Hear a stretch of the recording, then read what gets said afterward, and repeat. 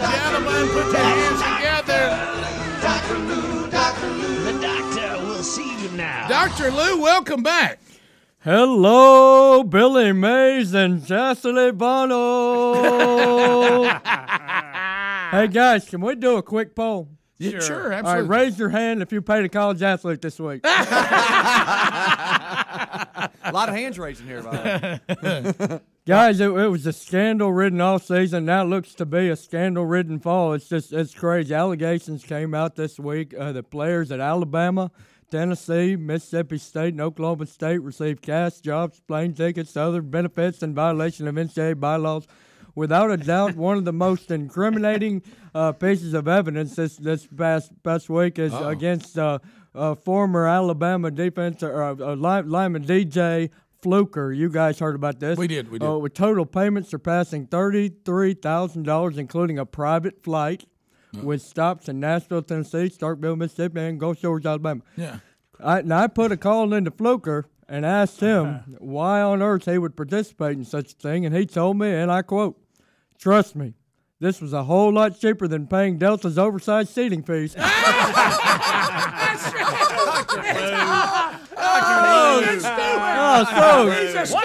So expensive. Oh, that's good. Good steward. Guys, it's been quite a week in the world of college pigskin, but not only that, we've got a great slate of games coming up this weekend. And guys, there's absolutely no bigger game than the one coming up this weekend. We got two heavyweights about to duke it out for the championship trophy. We got two of the best. This is Frazier versus Ali. This is Rolls Royce versus Bentley. This is chocolate versus peanut butter. This is fried chicken versus steak. This is the best of the best facing the best of the best. This is Notre Dame versus Purdue. This is gonna be a colossal matchup with two of the best should be undefeateds in the history of college football. And you can count on Tommy Reese's Pieces to show up and lead the University of Notre Dame Fighting Irish to a decisive victory. Yeah. And guys, speaking of Reese's Pieces, I don't know if y'all saw Peanut M&M, aka Marshall Mathers, during halftime of the Notre Dame. We saw that. Smashing of the Michigan Wolverines this past weekend. But something was really off. I don't know if you saw it. He was there to promote his album Berserk, but it just ended up looking berserk. Right. I honestly, I don't think anybody's been that dazed since Brent Musburger saw Catherine Webb at the BCS Championship. Right, yeah, right. And serious business, guys. That Eminem interview in the booth was so peculiar. I had to do a little investigating, like Coach Lou always does. Wait. Now, I went and caught up with Brent Musburger after the game. Yeah. And when I asked him what was wrong with Eminem during the broadcast, he told me, and I'm quoting Brent Musburger here. He said, "Let's just put it this way, Lou. Holly Rowe wasn't the only one smoking tonight." Oh, double meaning on the smoking. You're smoking today, Lou. Smoking. Turn it back. See, you see what I did there? You got the smoking hot, then you got the smoking reefer. Yeah. Oh, yeah. I got it. We got it, Coach. We got that, Lou. We got it, Lou. We really got it now. That's the way to go to the chalkboard. There's some slow people out there. Millions listening. Some of them didn't get it. All right, guys. And speaking of smoking, how about those red-hot Miami Hurricanes? I'm not sure if y'all caught the game this past weekend. I did saw it. But the Florida Gators are licking their wounds after the big loss to the Hurricanes, and you have to wonder if some of Florida's issues stem from the suspension. Some of their what? Some of Florida's issues stem from the suspension of Florida linebacker Antonio Morrison. Well, it can't help. Yeah, and this guy, I don't know if you guys remember, he was suspended. He was actually arrested in the offseason for barking at a police dog. Okay, well, Florida coach Will Muschamp told me this situation with Morrison has been extremely tough to deal with. Yeah, I bet. And that it's a challenge to discipline a grown man who's been barking like a dog. Right. Muschamp also told me that he thought this was an isolated incident. He thought it was isolated. Sure. But last week at practice, Morrison was seen lifting his leg, peeing on the goalpost, and sniffing Red Dobbins' hiney.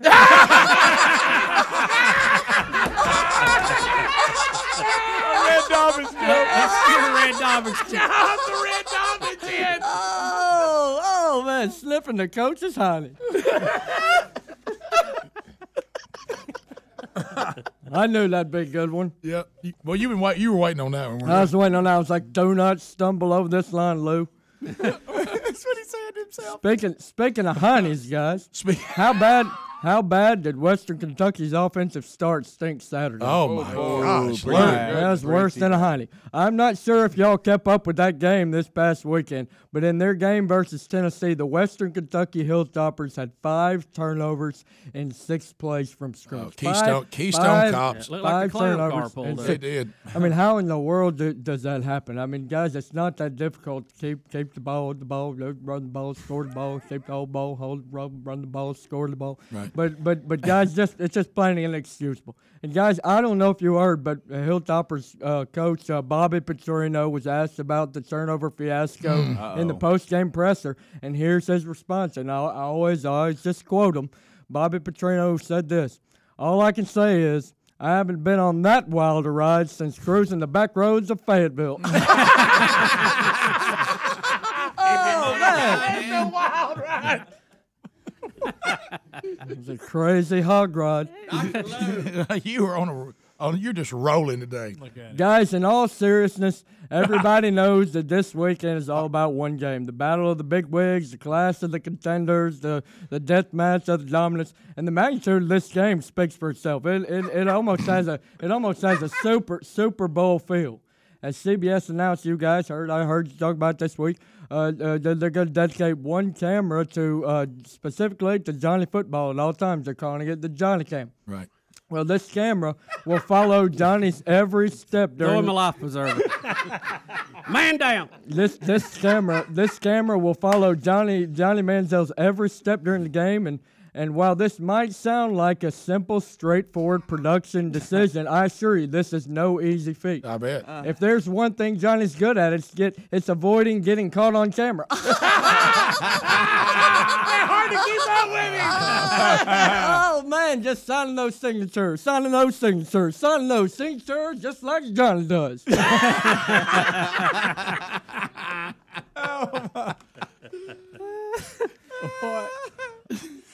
Almost avoiding delivering that line too, because I skipped ahead like I always do. Yeah. Get so excited, Lou. You got to calm down. Just get control yourself. Get jump at this line. Well Guys, said. guys, speaking of the big game, a lot of folks will be tuning in this weekend at restaurants and bars across the country. One bar here in Alabama has really gotten into the spirit by bringing in a piñata representing the A&M quarterback. True story. This Johnny Football piñata stands at 30 inches high and comes with a Sharpie in one hand, fake money in the other. True story. And a dollar sign over his number 2 jersey. The piñata is filled with gift cards and other prizes for Tide fans eager to take a shot at the Heisman winner. Now, guys, I for one don't see why this story is making headlines. I mean, what's unusual about Johnny Football and Tide fans in a bar taking shots?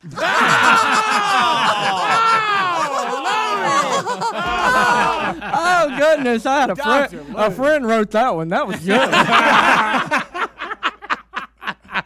Dr. Lou. I like it. Guys, got one more thing for you here. What's funny about that?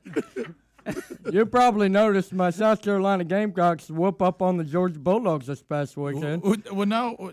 Unfortunately, more people are talking about the coaching fight on the sidelines than about the team's breakout performance.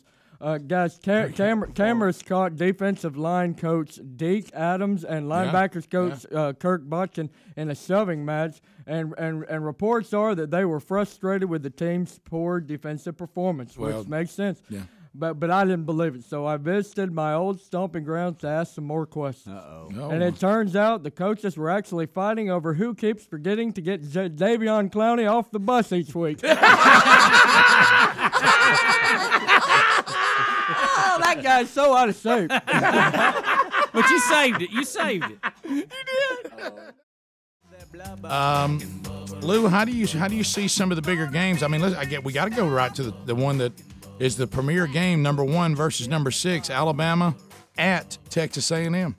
Guys, this is going to be an incredible game. But let me just tell you, Johnny football's been a distraction to the whole Aggie team. Yeah. And as the way that I see it, I think that Alabama's going to dominate the Texas A&M Aggies just like I dominate Mark May on the set. Oh, wow.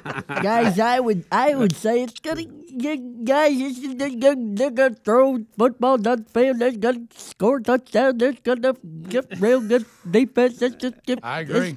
And guys, Absolutely. I see the University of Alabama Crimson Tide coming out on top, probably in the range of a 74-13 game. Oh, wow.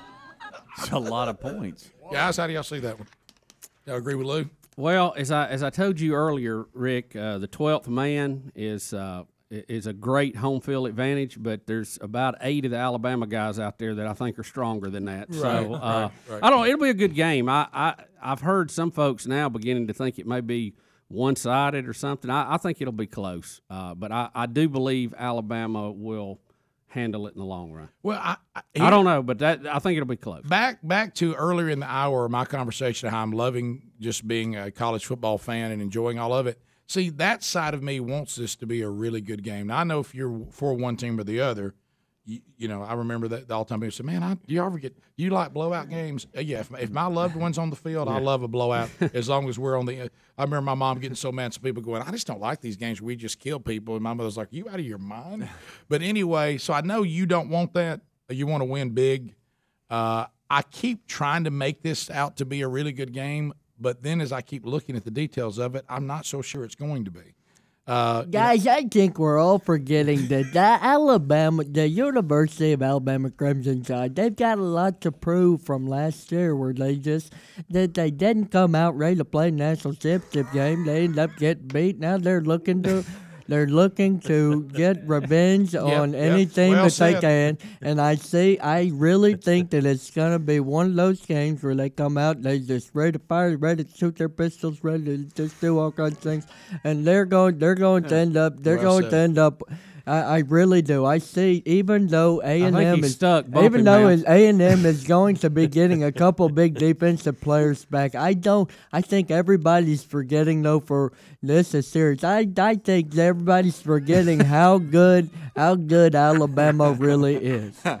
Well, and you know what? You put my comments in a nutshell. That's what you did. Right. Guys, they call me planners because I like to put things in nutshells. Right.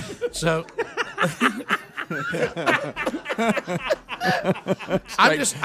Straight face. I'm just afraid that all I'm afraid that all the things that have gone on with A&M, they haven't faced a team good enough to make them pay for it.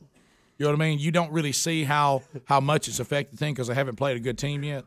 And then they're going to play a good team. I just don't think all this Johnny stuff, this Sumlin stuff, the suspensions, the weak defense up front, the graduations. I know Alabama's offensive line as a unit did not look good. There's still some individual players. Now, they're not as good as from tackle to tackle as they were last year, but unfortunately A&M's defensive front's not very good either. Yeah. So I don't think A&M's going to pick up much of an advantage. Guys, when Sam Houston State can score 28 points and gas and just go all the way through your defense, in and out, just scoring touchdowns all left and right. If they can do that against A&M, you just got to think this Alabama offense is full of NFL players, including A.J. McDonald, who will probably thrash. He will thrash this defense. He'll be handing off to T.J. Maxx and the entire crew. It's gonna be. It will end up being a. It will. They will. Let's just put it this way. They will get a discount win with T.J. Maxx. And you know, every week when I watch the show, I think, wow, Lance is really over the top, and then I watch it, and I go, he's really not. Yeah, I know. You know? I know. It goes back to some of the characters we do. You really can't exaggerate them. Guys, who is Lance? I don't know. I'm not sure. Good point. That's the first time in 46 weeks on the show that I've ever heard that name. Yeah.